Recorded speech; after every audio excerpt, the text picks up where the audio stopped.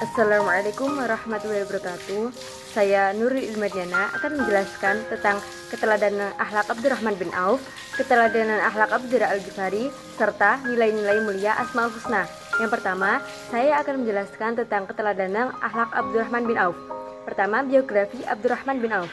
Abdurrahman bin Auf adalah salah satu sahabat Nabi yang tergolong ke dalam as-sabiqun al-awwalun yang mendapat hidayah dari Allah 2 hari setelah Abu Bakar Asy-Shiddiq. Abdurrahman bin Auf merupakan salah satu sahabat yang termasuk dalam sahabat terbaik Nabi Muhammad SAW.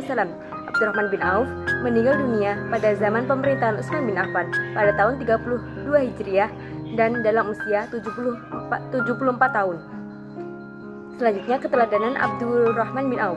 Yang pertama, beliau sangat meyakini kebenaran yang dibawa oleh Nabi Muhammad SAW. Yang kedua, giat dalam mencari penghidupan yang halal dan diridhai Allah.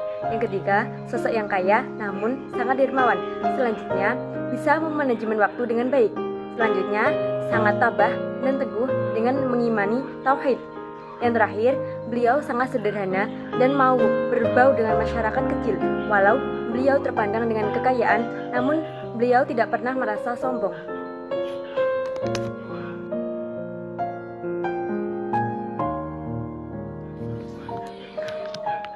Selanjutnya, saya akan menjelaskan tentang keteladanan Abu Dzar Al-Ghifari. Biografi Abu Dzar Al-Ghifari, beliau memiliki nama asli Junduh bil Junaid Bisakan. Sebelum masuk Islam, beliau adalah seorang pemimpin kaum Ghifar yang dikenal dengan biang keladi, pembegalan, dan perampokan. Namun, sampai suatu saat beliau tersentuh dengan bacaan Al-Quran Nabi Muhammad SAW dan mengucapkan kalimat syahadat. Setelahnya, beliau mengajak Bani Ghifar untuk berbondong-bondong masuk agama Islam. Dan akhirnya kabilah yang dikenal sebagai kabilah pembegal menjadi kabilah yang terhormat dan kabilah yang taat. Meneladani akhlak Abu Dzar Al-Ghifari. Pertama, beliau itu membawa agama Islam hingga negeri Ghifar. Yang kedua, memeluk Islam pertama kali dengan taat. Selanjutnya, berdakwah dengan menemui pusat-pusat kekuasaan, dan yaitu berdakwah agar para pembesar bersikap dermawan. Dan yang terakhir, mengajarkan hidup sederhana dan tidak boros, selalu bersyukur dengan pemberian Allah Subhanahu wa taala.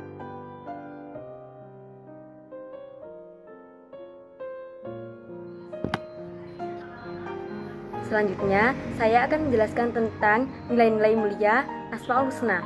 Yang pertama adalah Al-Ghaffar, yang artinya Maha Pengampun.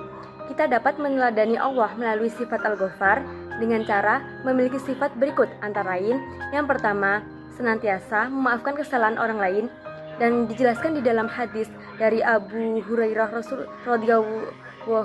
Rasulullah SAW bersabda, berikanlah kasih sayang dan berikanlah maaf, niscaya Allah Subhanahu wa taala akan mengampuni kalian. Hadis riwayat Ibnu Majah. Dan yang kedua, dari sifat Al-Ghaffar kita dapat meladani, yakni menampakkan kelebihan orang lain dan tidak menampilkan kekurangannya. Dengan melakukan hal itu, berarti seseorang itu benar-benar mencintai saudaranya dengan sebenar-benarnya. Yang kedua adalah Asmaul Husna Ar-Razzaq, yang artinya Maha Pemberi Rizki. Rizki adalah segala pemberian dari Allah Subhanahu wa taala yang dapat dimanfaatkan baik berupa fisik maupun non-fisik. Meneladani Allah dengan sifat Ar-Razzaq dapat dilakukan dengan pertama, setiap orang sudah dijamin rezekinya. Sesungguhnya seluruh makhluk Allah sudah dijamin rezekinya, maka tidak usah risau atau khawatir tentang rezeki yang akan Allah berikan kepada kita. Kita itu hanya perlu berusaha untuk menjemput rezeki tersebut. Yang kedua itu berusaha secara maksimal dan qanaah. Rezeki yang diberikan Allah Subhanahu wa taala harus disertai dengan usaha. Dan selain itu kita juga harus menyadari bahwa yang memberikan jaminan rezeki itu adalah Allah, zat yang menciptakan makhluk. Dan yang ketiga adalah mengantarkan rezeki kepada orang lain. Semakin banyak orang memberikan rezeki yang ia peroleh kepada orang lain, maka ia semakin meneladani sifat Ar-Razzaq. Meskipun demikian, Al-Quran tidak menganjurkan seseorang untuk memberikan seluruh rezekinya yang diperoleh yang bersifat materi kepada orang lain. Selanjutnya, yang ketiga adalah Asmaul Husna Al-Malik, yang artinya Maha Merajai. Imam Al-Ghazali menyatakan kata Al-Malik menunjukkan bahwa Allah tidak membutuhkan kepada segala sesuatu, melainkan segala sesuatu yang membutuhkan dirinya. Dengan demikian, Allah adalah Raja sekaligus pemilik segala sesuatu. Cara meneladani Allah dengan sifat Al-Malik, yang pertama adalah manusia itu memiliki keterbatasan, kepemikiran terhadap sesuatu. Dengan sifat ini, sudah seharusnya manusia sadar bahwa dirinya itu terbatas. Segala sesuatu yang kita miliki, semuanya itu terbatas, baik terbatas jumlahnya maupun terbatas pemakaiannya. Dan yang kedua adalah bersyukur terhadap nikmat Allah. Salah satu bentuk pengamalan dari penghayatan seseorang terhadap asma Allah Al-Malik adalah seseorang akan sadar bahwa pemilik sebenarnya bagi segala sesuatu adalah Allah Subhanahu wa Ta'ala.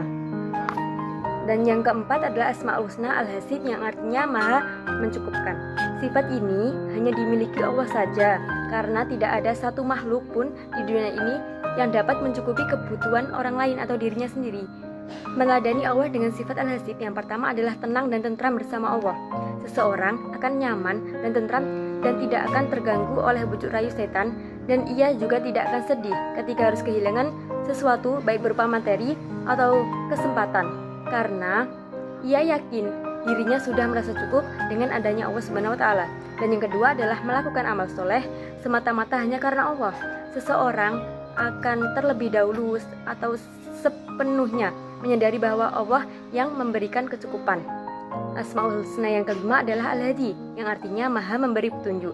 Allah sebagai Al-Hadi berarti Allah itu menganugerahkan petunjuk. Petunjuk Allah kepada manusia itu bermacam-macam sesuai dengan kebutuhan manusia itu sendiri. Cara meneladani Allah dengan sifat Al-Hadi yang pertama adalah meyakini bahwa petunjuk Allah banyak sekali. Petunjuk yang dibutuhkan oleh manusia itu sangat banyak sekali, sehingga kita harus meyakini bahwa Allah itu memberi petunjuk-petunjuk itu. Dan yang kedua adalah memberi petunjuk kepada orang lain tanpa pamrih.